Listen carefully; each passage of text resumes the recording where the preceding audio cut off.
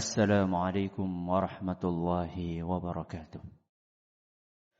الحمد لله الذي جعل جنات الفردوس لعباده المؤمنين نزلا ونوع لهم الأعمال الصالحة ليتخذوا منها إلى تلك الجنات سبلا ونشهد أن لا إله إلا الله وحده لا شريك له خلق الموت والحياة ليبلوكم أيكم أحسن عملا ونشهد أن محمدا عبده ورسوله الذي شمر للحاق بالرفيق الأعلى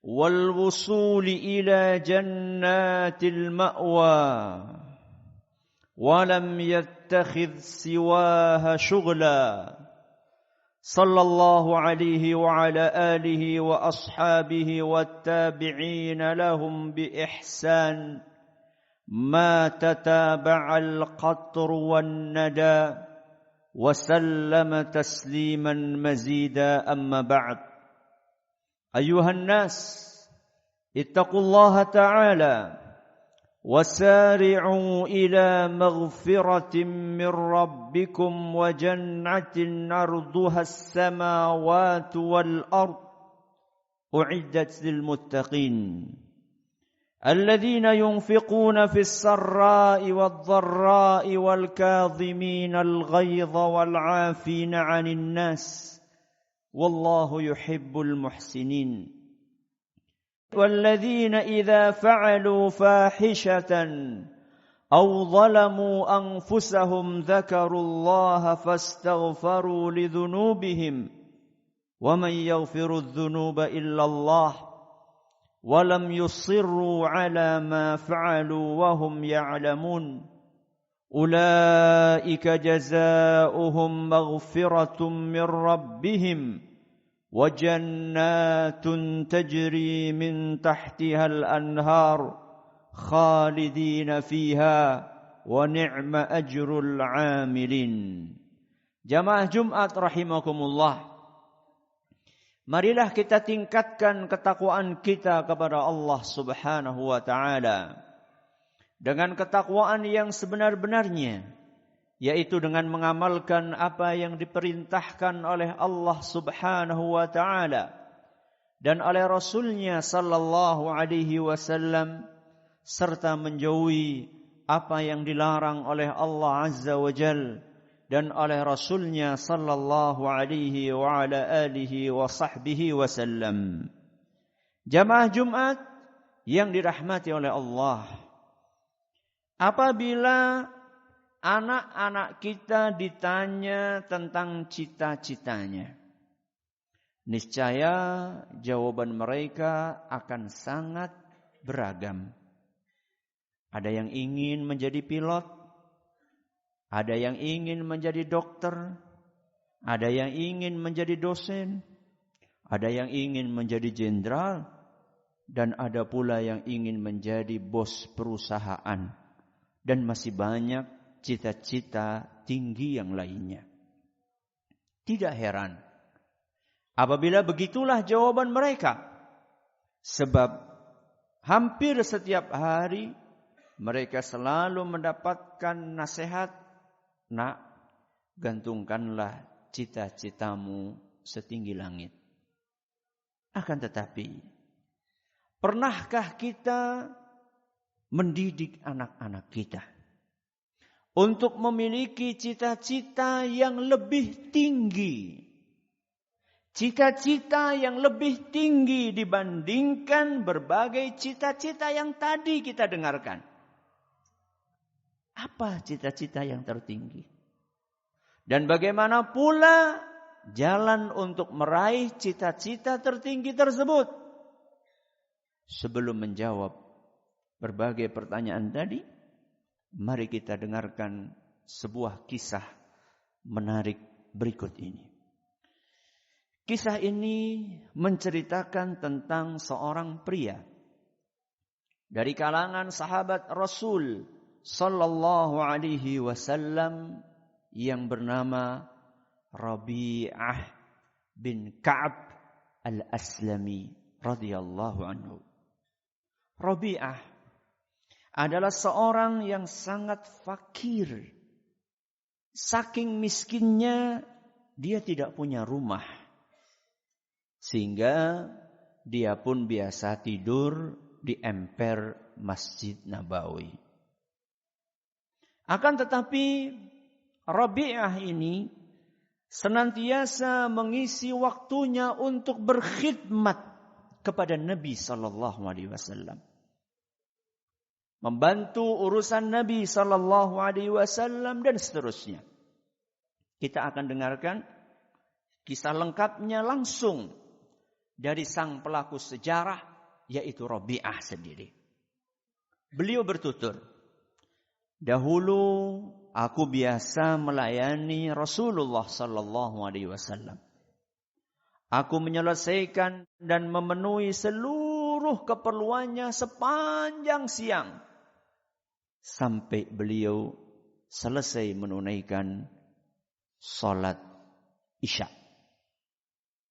Kemudian saat beliau masuk ke rumahnya, aku pun duduk di sisi luar pintu rumah beliau. Aku katakan, siapa tahu tengah malam Nabi SAW ada keperluan, aku sudah siap, sedia di samping pintu rumah Nabi SAW. Rabi'ah bercerita, aku dengarkan dari luar Nabi SAW berzikir, Subhanallah, Subhanallah, Subhanallah wa bihamdi. Sampai akhirnya aku merasa lelah. Kemudian aku pulang atau aku ketiduran di depan pintu rumah Nabi SAW. Hari berganti hari, minggu berganti minggu, bulan berganti bulan, tahun berganti tahun. Nabi SAW melihat betapa semangat dan kesungguhanku di dalam membantu dan melayani beliau.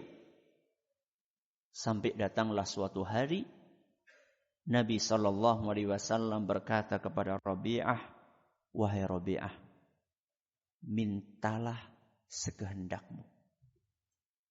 Aku akan beri apapun permintaanmu.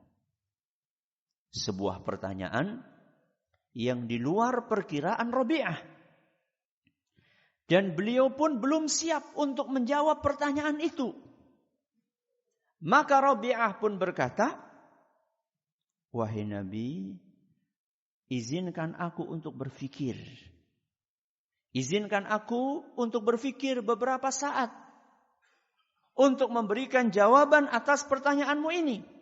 Besok-besok aku akan sampaikan jawabannya. Maka kemudian Rabi'ah pun menyendiri. Beliau berfikir, seandainya aku minta sesuatu yang sifatnya duniawi. Dunia ini fana. Dan sebentar juga akan habis. Masalah rizki sudah ditanggung sama Allah subhanahu wa ta'ala. Dan pasti aku akan mendapatkan jatah rizkiku sempurna. Tidak ada yang berkurang. Wah, kalau kayak gitu aku harus minta sesuatu yang lebih mahal dibandingkan sesuatu duniawi. Kalau aku minta rumah, nanti juga aku tinggal saat aku mati. Kalau aku minta harta, nanti juga akan habis. Aku harus minta sesuatu yang sifatnya ukhrawi. Aku tahu persis bahwa Nabi SAW punya kedudukan yang mulia di sisi Allah. Dan permintaan Nabi SAW pasti akan dikabulkan sama Allah. Ketemulah dia ide. Keesokan harinya, beliau bertemu dengan Nabi SAW. Begitu bertemu, maka Nabi SAW langsung berkata, Rabi'ah, apa permintaanmu? Maka Rabi'ah pun berkata, ya Rasulullah, as'aluka an tashfa'a li ila rabbika fayu'tiqani minan nar. Wahai Rasul, permintaanku, tolong nanti di akhirat berikanlah syafaatmu untukku, agar aku bisa terbebas dari api neraka. Di dalam Sahih Muslim disebutkan bahwa Rabi'ah berkata, as'aluka murafaqataka fil jannah. Wahai Rasul, permintaanku, mohon aku bisa menemanimu di surga. Permintaanku, aku ingin menemanimu di surga. Subhanallah. Mendengar jawaban dari Rabi'ah ini, maka Nabi SAW bertanya, wahai Rabi'ah, siapa yang ngajari kamu minta itu? Kata Rabi'ah, demi Allah wahai Rasul, gak ada satu orang pun yang mengajariku minta ini. Aku cuma berpikir, kalau aku minta sesuatu yang sifatnya duniawi, dunia itu fana. Sebentar juga habis, akan aku tinggalkan. Maka aku minta sesuatu yang abadi, yang kekal. Itulah yang aku minta kepadamu wahai Nabi. Aku ingin masuk surga bersamamu dan terselamatkan dari api neraka. Maka begitu melihat ketegasan dan kesungguhan dari Rabi'ah, Nabi SAW berkata, inni fa'il. Aku akan kabulkan permintaanmu wahai Rabi'ah. Akan tetapi, kata Nabi, a'inni ala nafsika bikathratis sujud. Bantu aku wahai Rabi'ah untuk merealisasikan cita-citamu ini dengan cara perbanyaklah engkau sujud kepada Allah Subhanahu wa taala. Hadis riwayat Ahmad, dan hadis ini nyatakan hasan oleh para muhakkik kitab Musnad. Sidang Jumat rahimakumullah. Itulah cita-cita tertinggi seorang muslim. Cita-cita tertinggi seorang muslim adalah selamat dari api neraka dan bisa menikmati surga yang luasnya melebihi luasnya langit dan bumi. Menemani Rasulullah sallallahu alaihi wasallam di surga Firdaus. Itulah seharusnya cita-cita yang kita tanamkan di dalam jiwa kita dan kita ajarkan kepada putra dan putri kita yang tercinta. Karena itulah kesuksesan yang hakiki. Allah Subhanahu wa taala berfirman, "Faman zuhziha 'anil nar wa udkhilal jannata faqad faz."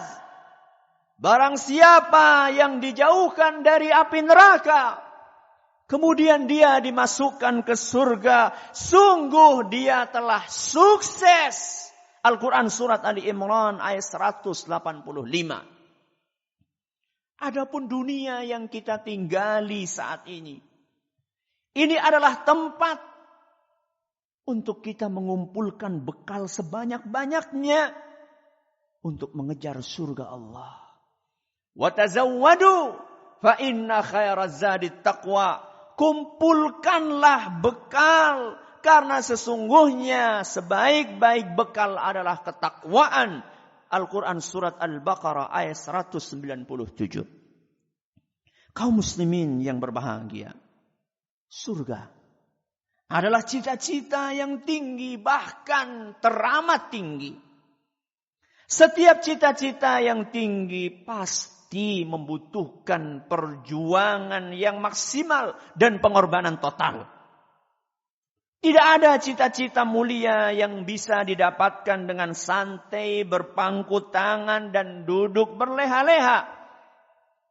Ala inna sil'atallahi ghaliyah. Ala inna sil'atallahil jannah. Ketahuilah bahwa sesuatu yang ditawarkan oleh Allah untuk kita adalah sesuatu yang mahal. Dan sesuatu itu adalah surga. Hadis riwayat Tirmidzi dan sanadnya dinyatakan sahih oleh Imam Al-Hakim. Karena itulah Ketika Rabi'ah radhiyallahu anhu mengungkapkan keinginannya kepada Rasul SAW ingin masuk surga. Dan bukan sembarang surga, akan tetapi surga yang di dalamnya ada Rasul SAW. Ketika Rabi'ah mengungkapkan keinginannya tersebut, tidak serta-merta Nabi SAW mengabulkan permintaan Rabi'ah. Akan tetapi Nabi SAW mengatakan, fa'a'inni ala nafsika bikathratis sujud. Aku bisa untuk memenuhi permintaanmu, akan tetapi bantu aku. Kamu harus berusaha. Usahanya adalah perbanyaklah sujud kepada Allah Subhanahu wa ta'ala. Nasihat dari Nabi SAW ini mengajarkan kepada kita bahwa cita-cita mulia itu berbeda dengan angan-angan kosong belaka. Cita-cita itu membutuhkan pengorbanan. Sedangkan angan-angan kosong itu cuma bualan mimpi yang hanya ada di dalam benak dan tidak ada wujudnya di dalam alam nyata. Aqulu qawli hadha wa astaghfirullah li wa lakum wa li jami'il muslimina wal muslimat fastaghfiruhu innahu huwal ghafurur rahim. Alhamdulillahi wahdah.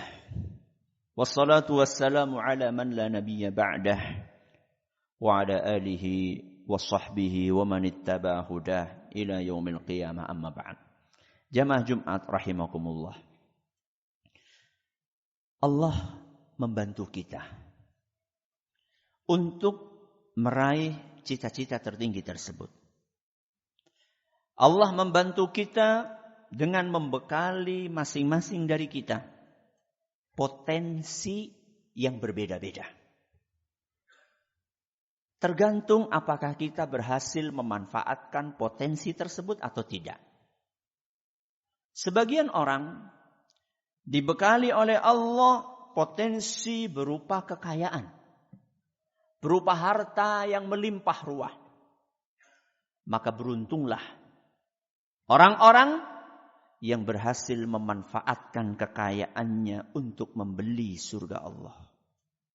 Dia infakkan hartanya di jalan Allah untuk memakmurkan masjid, lembaga pendidikan Islam, majelis-majelis taklim, menyantuni anak yatim, membantu kaum fakir dan miskin. Innallaha ashtara minal mu'minina anfusahum wa amwalahum bi anna lahumul jannah. Sesungguhnya Allah membeli dari orang-orang yang beriman nyawa mereka dan harta mereka. Kemudian Allah berikan kepada orang-orang yang beriman tersebut surga. Al-Quran surat At-Taubah ayat 111. Sebagian orang tidak dibekali oleh Allah berupa potensi kekayaan. Akan tetapi dia dibekali oleh Allah ilmu agama yang luas. Maka beruntunglah. Seandainya orang-orang tersebut selalu mensedekahkan ilmunya tanpa lelah. Siang dan malam tanpa bosan berdakwah. Mengajak umat manusia ke jalan Allah yang lurus. Sehingga ilmu tersebut mengalirkan pahala yang begitu deras kepada dia. Selama ilmu tersebut masih bermanfaat. Man dalla ala khairin falahu mithlu ajri fa'ilihi. Barang siapa yang mengajarkan kebaikan, maka dia akan mendapatkan pahala sebanyak orang yang mengamalkannya. Hadits riwayat Muslim.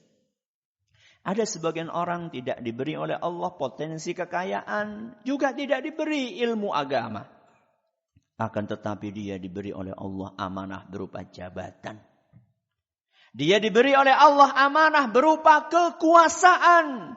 Maka beruntunglah apabila dia memanfaatkan kekuasaan tersebut untuk mensejahterakan rakyatnya.